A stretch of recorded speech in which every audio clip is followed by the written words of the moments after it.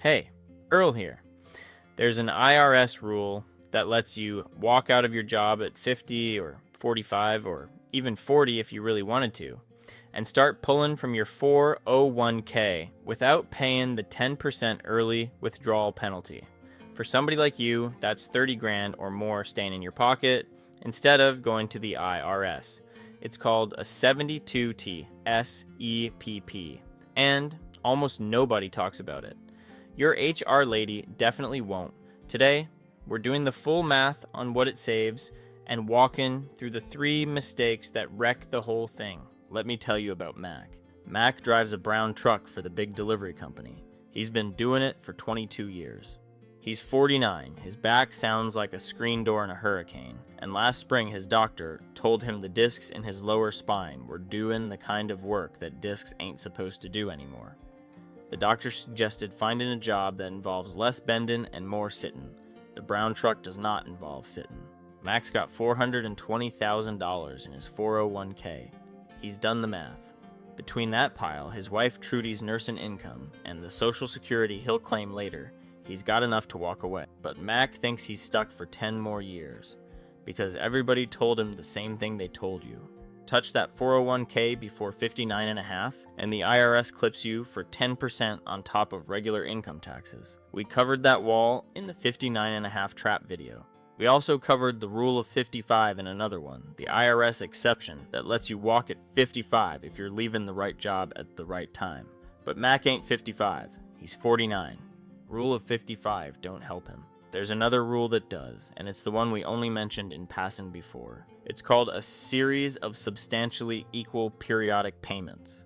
The IRS calls it 72T, which is just the section of the tax code where it lives. Most people call it a SEPP. I call it the back door. Here's how it works. You agree with the IRS to pull a fixed amount out of a retirement account every year for at least 5 years, or until you turn 59 and a half, whichever takes longer.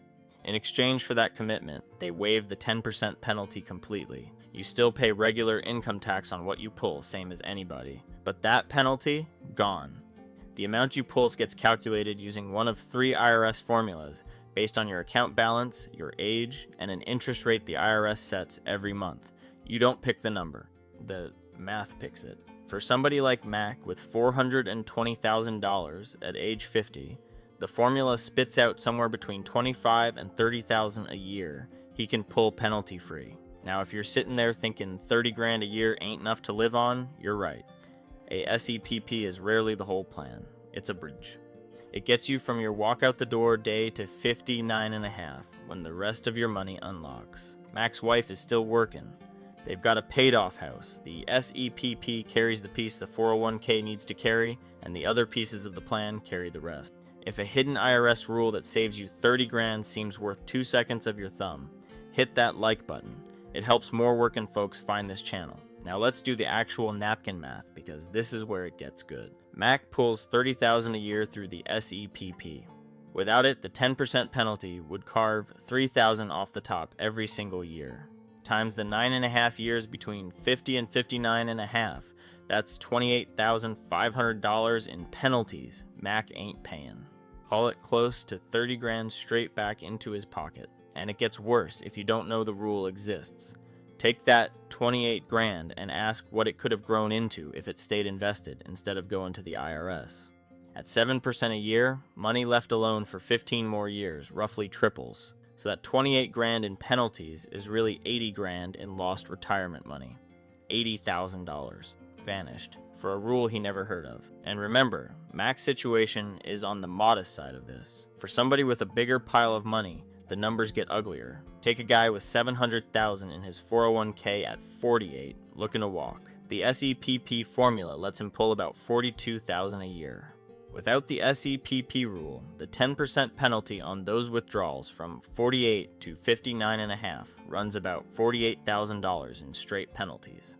Invested 15 years, that's roughly $140,000 in lost retirement money. 140 grand. That ain't a fee. That's 2 years of living expenses for a working family, mailed to the government because nobody mentioned this rule at the orientation meeting. Now let me tell you about Doreen. Doreen's 51. She runs the line at a factory that makes plastic forks for fast food chains. The line runs 10 hours a day, 6 days a week, and the air smells like melted plastic from the time she clocks in to the time she clocks out. After 23 years on the floor, Doreen can tell what kind of forks being made from across the room just by the sound the press make.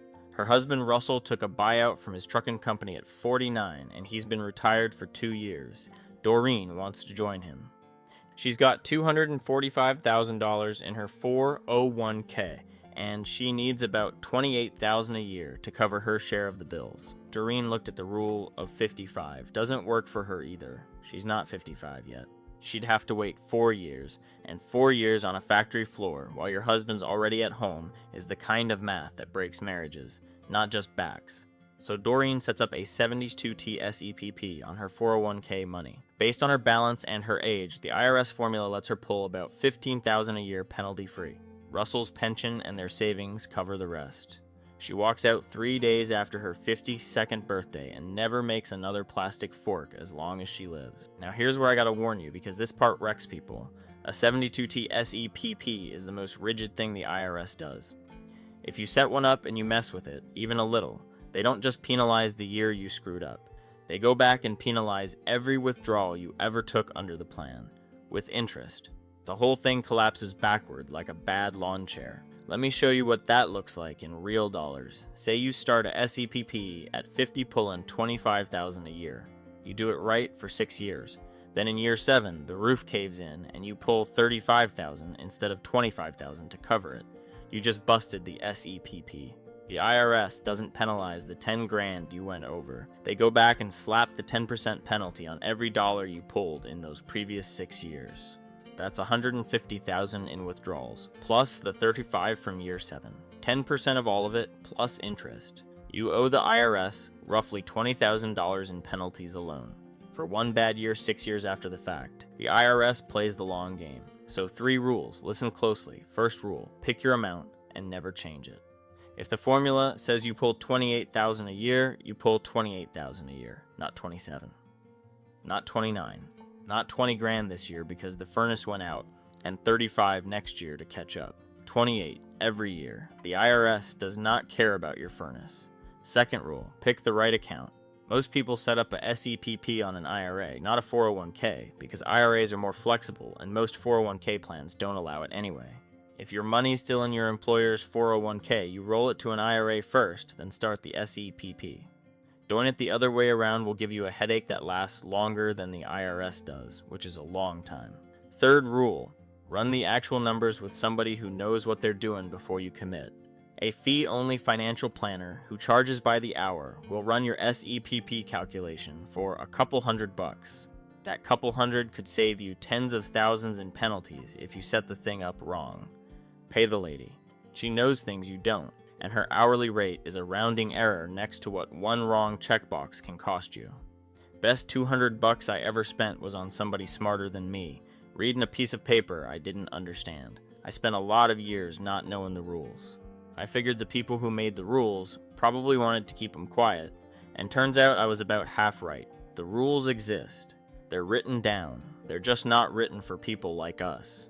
Nobody at the warehouse hands you a copy of the IRS code on your first day.